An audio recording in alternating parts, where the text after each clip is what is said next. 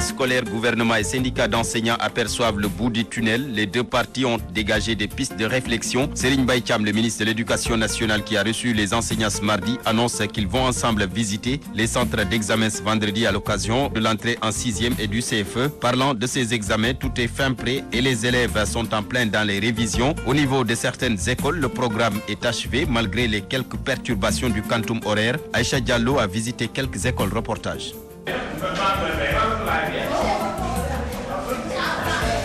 À 48 heures des examens de l'entrée en 6e, enseignants et élèves sont en pleine révision. À l'école élémentaire Derklé 3 et Kharial A, les enseignants se disent prêts malgré le changement de programme noté cette année. On a terminé le programme depuis le fin mai.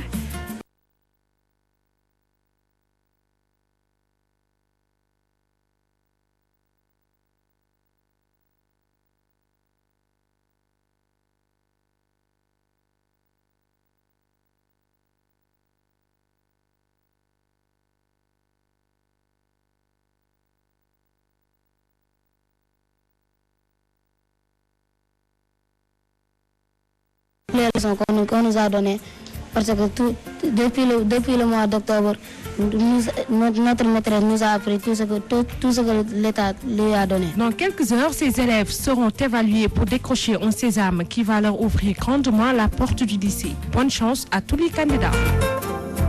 Le Sud-Est quitte le CUS. Le syndicat unique et démocratique des enseignants du Sénégal dénonce l'absence de démocratie qui mine le cadre unitaire des syndicats d'enseignants. Amadou Diaouné et ses camarades soutiennent qu'ils vont superviser et corriger même les examens de fin d'année. Toutefois, ils exigent du gouvernement la tenue des assises de l'éducation. Il est au micro de Amadou Limbaye. Nous avons constaté le non-respect d'un principe fondamental qui préside à la marche de toute intersyndicale. Et à ce niveau-là, je dois dire que le Sud-Est est peut-être le syndicat initiateur des intersyndicales depuis la fin des années 80. Les intersyndicales ont toujours fonctionné sur la base, quant à la prise de décision, sur la base du consensus. Au niveau du CUS, ces derniers mois, ce que nous avons constaté, c'est que ce principe est violé. On dit, c'est la majorité, il y a une majorité, il y a une minorité. Donc il n'y a même pas de débat de fond sur les questions pour trouver des compromis.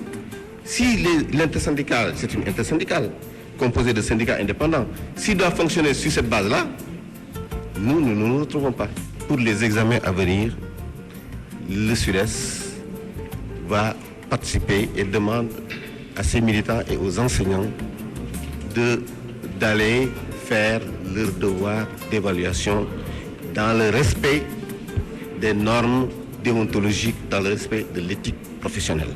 Le gouvernement devra premièrement, éponger l'ensemble des arriérés de paiement d'indemnités liées aux examens précédents, mais aussi et surtout, il faut aller vers le parachèvement des négociations qui durent maintenant depuis 1 an.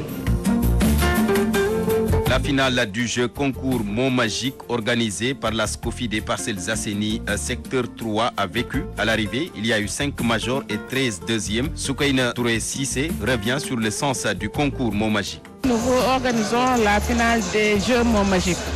Bon, c'est un genre épellement pour aider les enfants en français, surtout en dictée. Oui, parce qu'on s'est rendu compte que les élèves arrivés dans les grandes classes ont des problèmes d'orthographe.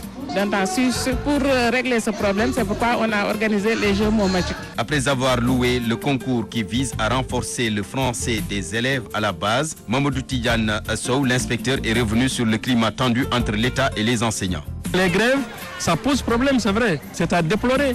Mais nous espérons qu'avec en tout cas la volonté du chef de l'État, du gouvernement, avec aussi vraiment en tout cas le courage de nos enseignants, il y aura une issue entre les syndicats et le gouvernement et que les syndicats et le gouvernement vont discuter pour trouver une solution.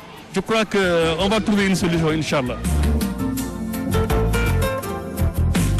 L'Université de Ziguinchor outille les candidats au baccalauréat de cette année. Il s'est agi à travers des journées portes ouvertes d'offrir aux futurs bacheliers les moyens de faire un bon choix pour ne pas être laissés en rade dans les orientations. Keba Kourfia Diawara, recteur de l'Université de Ziguinchor au micro de Papou Mané. L'Université Assane Seck de Ziguinchor s'est engagée à améliorer les résultats des étudiants.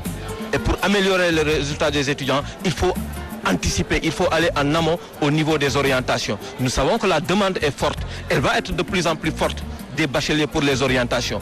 Donc il est important que des bacheliers ne puissent pas se tromper dans les choix de leur orientation. Nous avons constaté que des bacheliers non orientés puissent s'étonner qu'ils passent au premier tour, qu'ils ne soient pas orientés et que d'autres qui sont passés au second groupe d'épreuves puissent être orientés. Nous leur apportons les explications qui s'y est et leur donnons le maximum d'informations pour qu'ils puissent faire les choix adéquats, les choix qui permettent de maximiser, d'optimiser leurs chances d'être orientés à l'université de Ziguinchor. Parce que l'université de Ziguinchor a pris l'option d'aller vers l'excellence.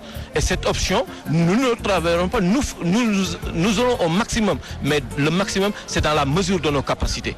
Et donc voilà pourquoi aujourd'hui nous avons organisé cette journée portes ouvertes au sein de notre institution. Mesdames, Messieurs, merci. C'était